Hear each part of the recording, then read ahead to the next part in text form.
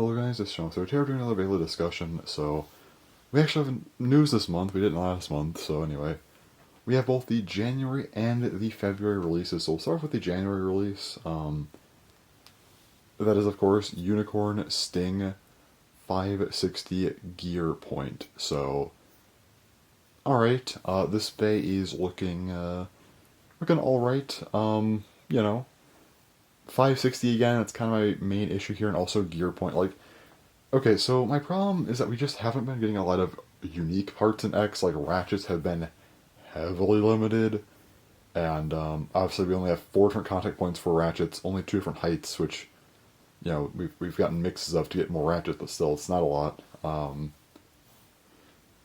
But yeah, bits also, again, we haven't got many bits. It's just like kind of the same bits reused to make different versions of them. So we have another version of point here, gear point. I mean, it's better than just reusing bits, but still, it you know, gets a little bit tiring. Hopefully we get some more new bits at some point, but you know, this is okay for now. However, UnicornSting itself, it looks pretty cool. The shape looks nice. I like it. So, like, overall, it's still a decent bay, but the main reason why I actually think this bay is good, because I started off saying it was kind of whatever, but appearance-wise, though, this bay is probably one of my favorites, actually. I think it just looks really, really good. The color scheme on this thing, amazing. Always like when they kind of use, like, a pink, magenta kind of colors and stuff, which we have on the bit, which is always nice, so yeah. UnicornSting, yeah, the blade looks cool. That's like the best thing I could really say about it is that the blade looks cool, has the 2 different sides. It looks like one side might be different than the other one, so we'll see how that goes. But yeah, gear point though looks like it's just kind of, yeah. I mean, gear point. I mean, when it tilts on its side, it might be different in terms of attack patterns. So I guess there's that. Should have the burst resistance piece on the top of the bit as well as, you know, attack and balance bits generally do. So overall, UnicornSting 560 gear point. It is. Well, appearance aside, it's decent, but if you're counting the appearance, it is really, really cool. Probably a top 5 X bay in terms of appearance for me personally. So not a lot to say about that one, it's just a booster, nothing crazy. However, we do have a random booster select. Another random booster select already, another random product. I've been complaining about this for a while, good in a bit, but anyway. As far as the pulls go, of course, we have kind of the 2 extra pulls here. First is SphinxCowl 480 High Taper. So yeah, the blade name is SphinxCowl. Talk about that in a bit. This is just a black recolor of it. Yeah, 480 High Taper. Kind of wish we got something that wasn't 480. I would have taken maybe 580 here, or 960 would have been preferable. Either of those. Preferably 960, but I would have taken like 580 as well. That would have been okay. High taper though, pretty good choice. It's only been in a set so far, so it is a random product, but I will take a reprint of it. That's pretty nice. Next pull, SphinxCowl 560 Orb. White recolor SphinxCowl, pretty nice, and then we have 560, which, yeah, I mean, obviously 960 is the thing I would have hoped for in here, but obviously just have another ratchet that isn't that. So between 560 580, it's one of them. So yeah, 560. Solid. Orb. Orb is interesting. I wish they made this. I wish Orb got a better reprint that was like a set or something, not a random product again. Orb was only in the first random booster select with Vipertail. Now it's in another one with SphinxCowl. However, it's not the prize, so hopefully that means it should be cheaper and you should be able to get it a little bit easier. So that should hopefully be something for it. Now here's the main one here. SphinxCowl 980 Gear Needle. Okay.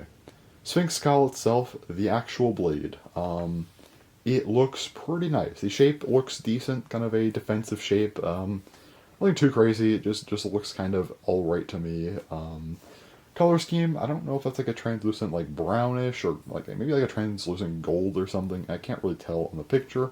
Need to see that more in person. I don't know how light or dark that is. I don't know if it's brown or like tan gold, whatever you want to consider it. Obviously you have like the Sphinx motif, but yeah, it has some teal, which I just want to mention that's pretty cool. I like the color scheme on that.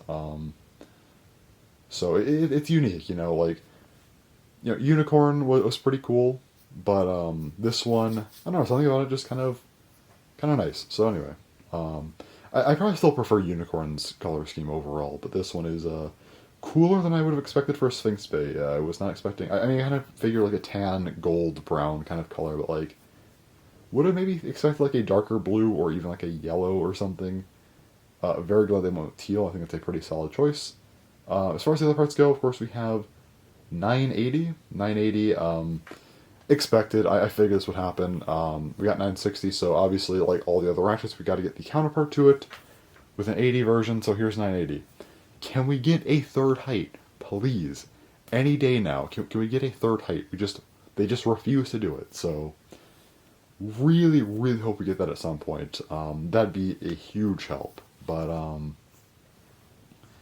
for now, it's at least a new ratchet, I could say that much, so cool, I guess. And then Gear Needle, it's a gear version of Needle, again. It's cool, it's fine, it's new, but again, like, I just wish we could get some more new, more actual unique bits. But it's at least not reused, so I can't complain as much, it's fine. Overall thoughts on SphinxCowl, I think it is cool. It looks cool. The color scheme looks nice. It's not as good as UnicornSting in my opinion, but it's still pretty decent. Probably middle of the road for X-Bays, I would say. You know, it's fine.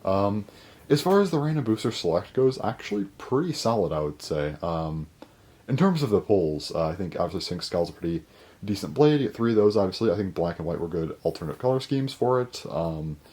Ratchet selection, 560 is fine. I wish maybe they did a little bit better with 480, maybe 960, or again 580 would be fine as well, so yeah, that's whatever. But yeah, as far as the bits go, actually solid choices. A reprint of Orb that should be cheaper to get because it's not a prize, and of course high taper.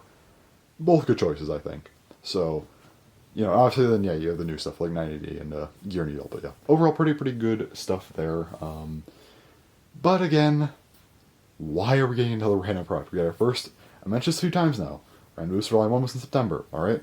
We had a Random Booster Select in October. Nothing for, November, alright, cool. December I had Random Booster 2. No random products for January, and then of course now another Random Booster Select in February.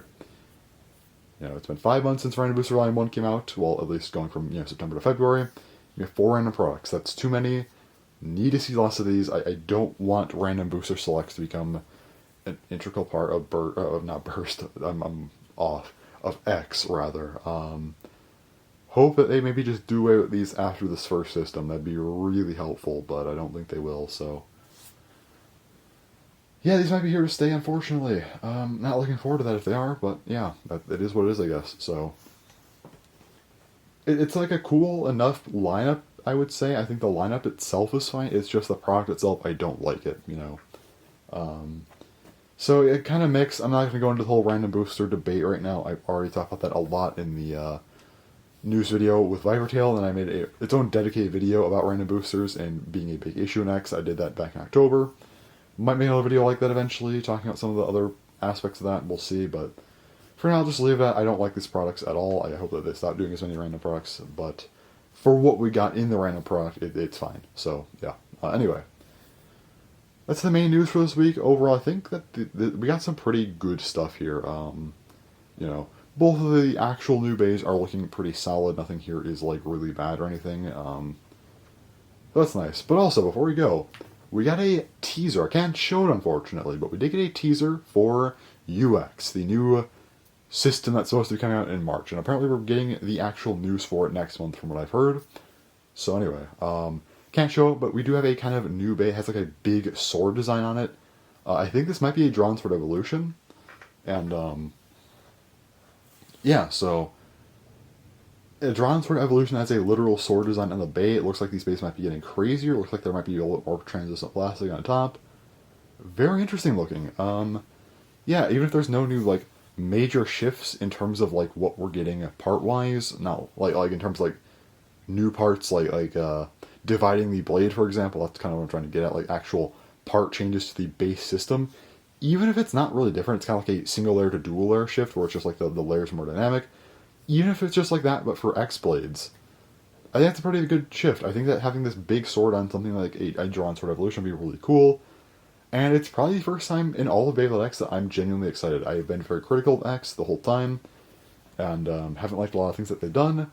But this one in particular, I actually think is looking pretty good, and I am actually excited to see more of it. So hopefully we get to the full reveal next month, and I can talk about it then. But yeah, for now, yeah, pretty cool stuff. You know, pretty excited. I wish I could show you guys the teaser, but unfortunately, if you show Korokoro stuff, you get in a little bit of trouble. So if people are showing it, hope that they don't get, you know, any sort of you know, strikes or anything, because I know Korokoro likes to do that. So I am staying out of that. Not showing anything. Not trying to edit the image or anything either. Just not taking risks on that. So anyway, sorry about not being able to show that, but yeah, the images, they're out there if you want to see them. I'm just not personally showing them because of that issue. But anyway. So yeah, overall, January seems like an okay month for Beyblade. Get a decent Bey, that looks very, very cool. And of course, February is not as good because it's a random booster select, but the Bey itself, again, looks cool. So anyways, that's all for this video. A little bit of a weird discussion since we are covering both January and February releases, but it is what it is. So anyways, that's all for this video. So yeah, thanks for watching, and bye-bye.